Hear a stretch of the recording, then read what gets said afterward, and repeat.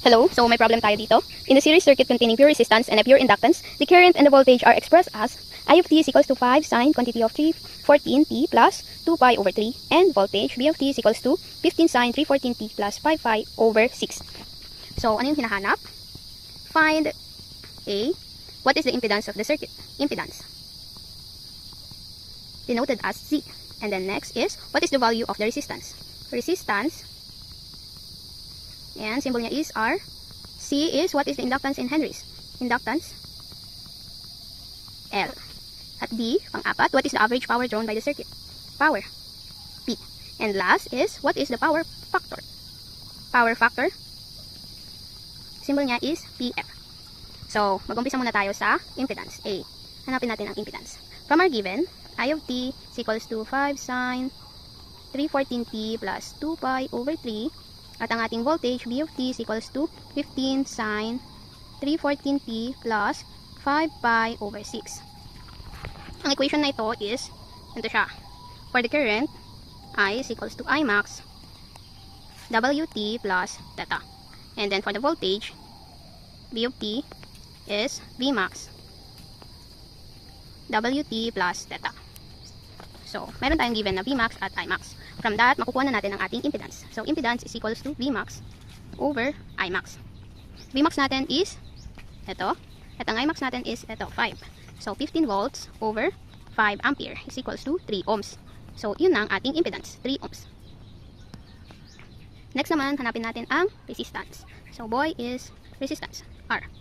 At from our impedance triangle, ayan, i-drawing lang natin, impedance triangle. Ayan, R, meron tayong R, which is for resistance, ang ating inductive reactance at impedance theta. From that, makukuha natin ang R. Paano? Using cosine theta. Cosine theta is equals to adjacent over hypotenuse. At ang adjacent natin is R, ang hypotenuse natin is yung impedance. So, cross multiply Z cosine theta is equals to R. And same with inductive reactance. Sine theta is equals to opposite over hypotenuse. Opposite natin is x of L. Ang ating hypotenuse is impedance, sine theta. Cross multiply Z sine theta is equals to x of L. Pero wala pa tayong theta. And you know, from this equation, di ba, merong theta. So, pwede natin gamitin iyan. Gawin muna natin siyang, since naka-region siya, mas madali kasing i-identify using degrees. So, gawin muna natin degrees ang bawat angle nila. So, for current, I, meron siyang angle na 2 pi over 3. 2 pi over 3, which is in radian. So, gawin natin siyang decrease. Multiply tayo na 180 over pi. So, cancel yung pi. 180 times 2 is 360. 360. Yan, 360 ito. 360 over 3. 360 over 3 is 120 degrees.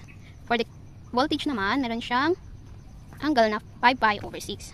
So, for the voltage, meron siyang 5 pi over 6 angle, gawin natin siyang decrease, 80 over pi. So, cancel yung pi, gumamit tayo ng calcu. 5 times 180 over 6, which is 150 degrees. Kapag plinat natin, para mas madali nating ma-identify, i-plot natin siya sa Cartesian plane. So, drawing tayong Cartesian plane. Ayan. So, ayan, approximate natin na nandito yung 120 degrees. Ayan, at nandito naman yung 150 degrees. Ayan. So, ito yung ating current, which is 120 degrees. Ayan. At ito namang ating voltage is 150 degrees. Ang kanilang phase difference is 150 degrees minus 120 is equals to 30 degrees. Alam naman natin na 30 degrees. Ayan.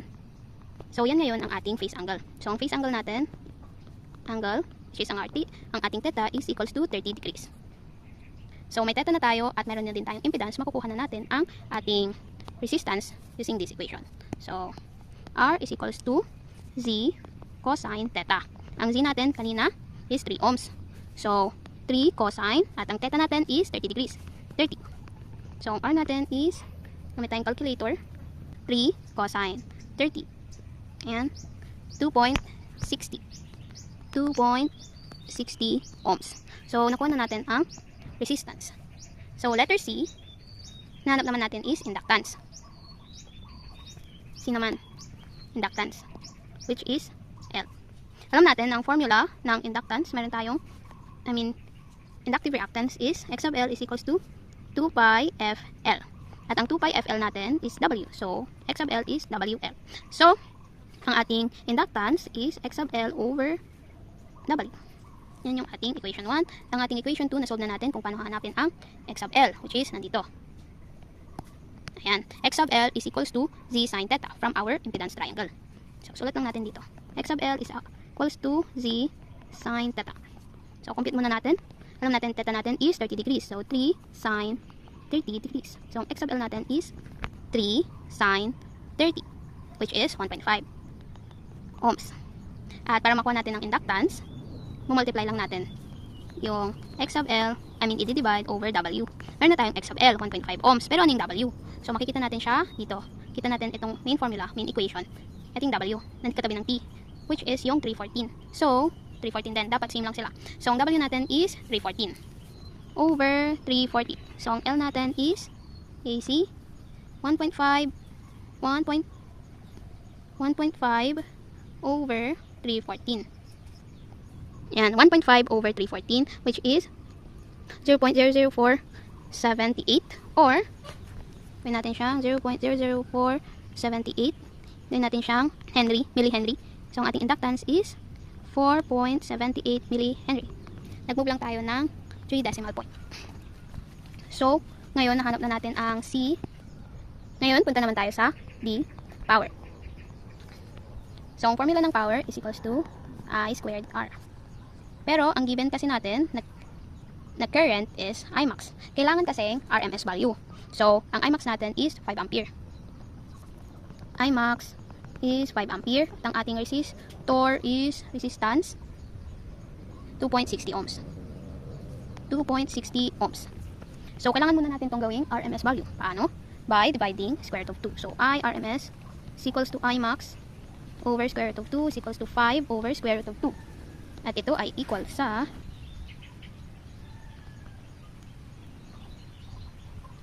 3.5355.